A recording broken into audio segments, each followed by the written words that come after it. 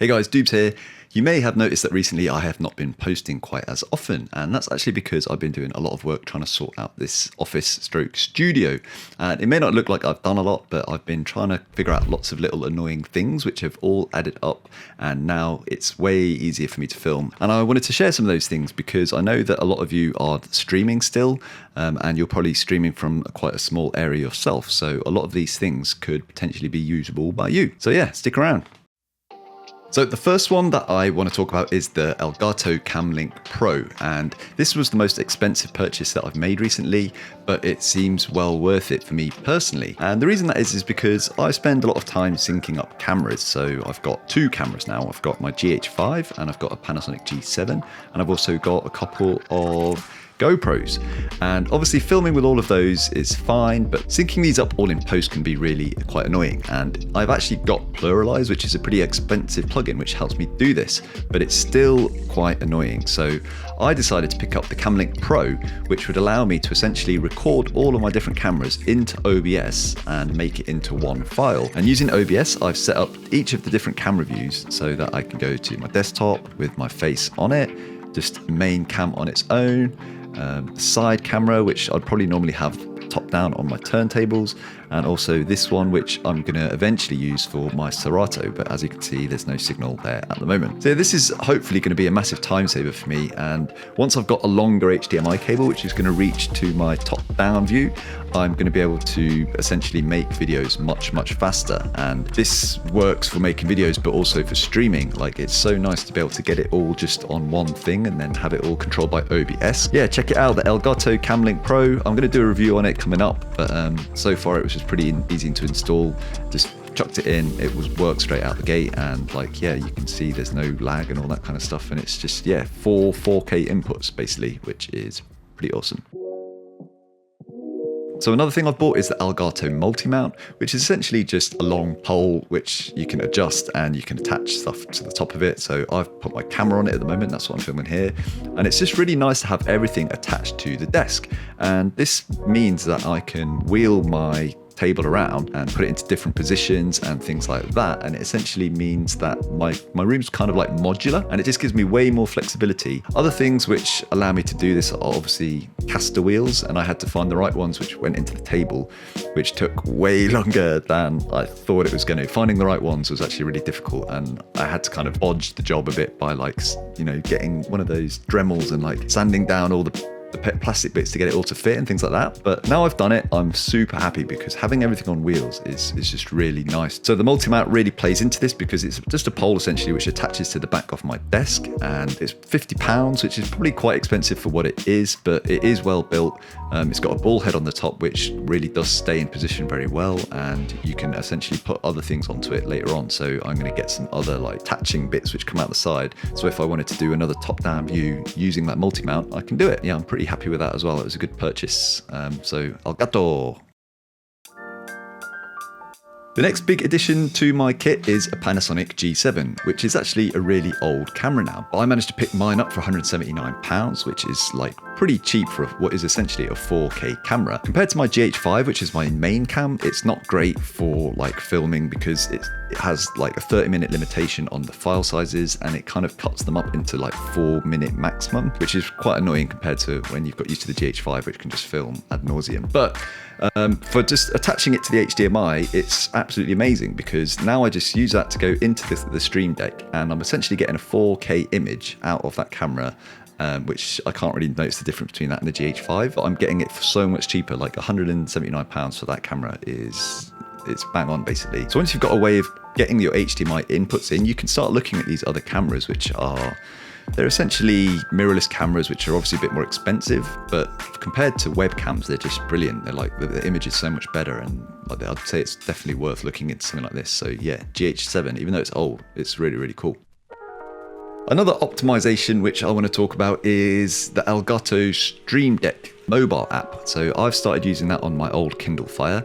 A while ago, I bought a Kindle Fire for my dad because I thought he might want to use it to play with, but he never really started using it. He couldn't quite get his head around it. There were too many ads and things like that. So I've basically got it back and I've just not been using it, but now I've found a way to actually kind of make use of it, and you can do so much stuff. I've set it so I can essentially control the views. I've got it to open and close programs.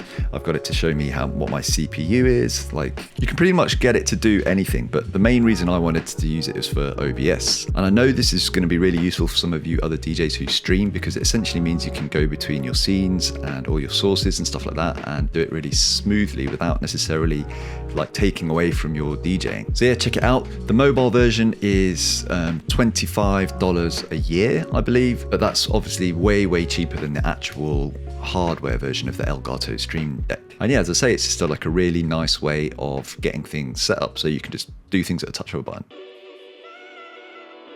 Okay, so now I want to talk about some more things which are slightly less flashy or expensive, but really useful.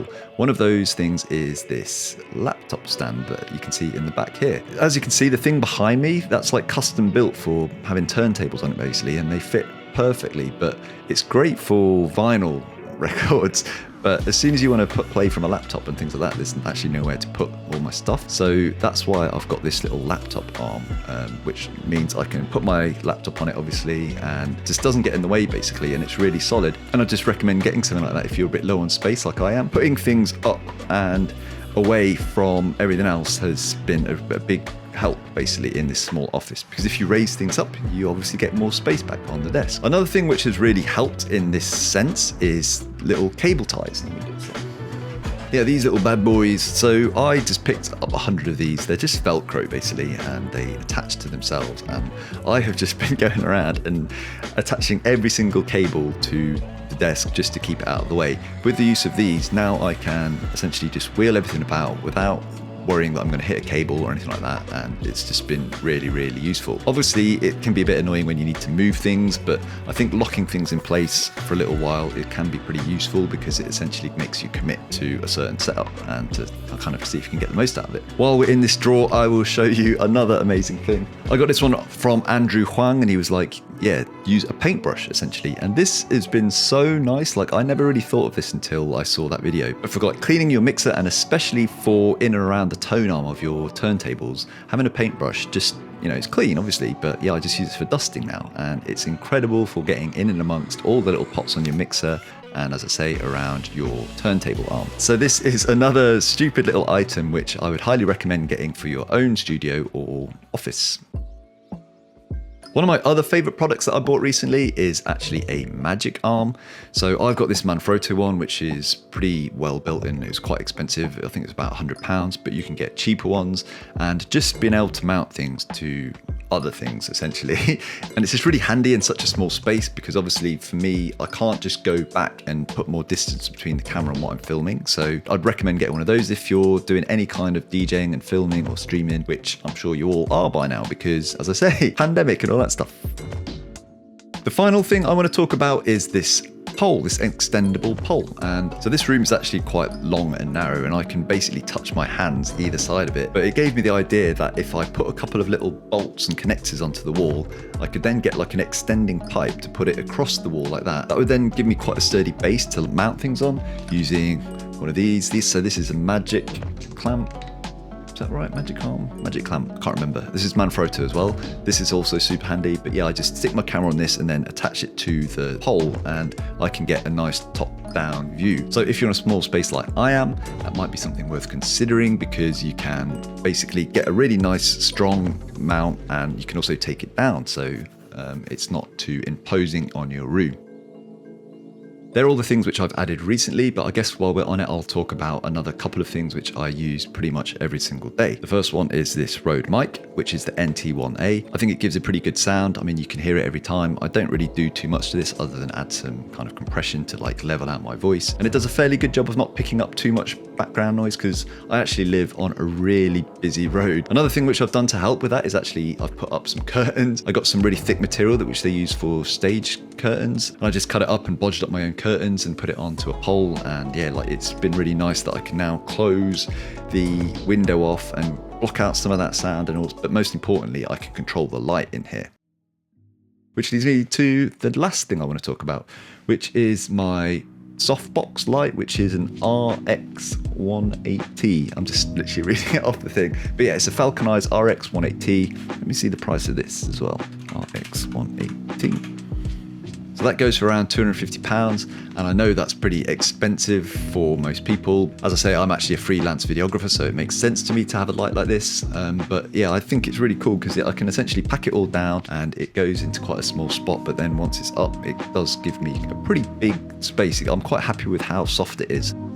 If you're interested in any of these things, please check out the description.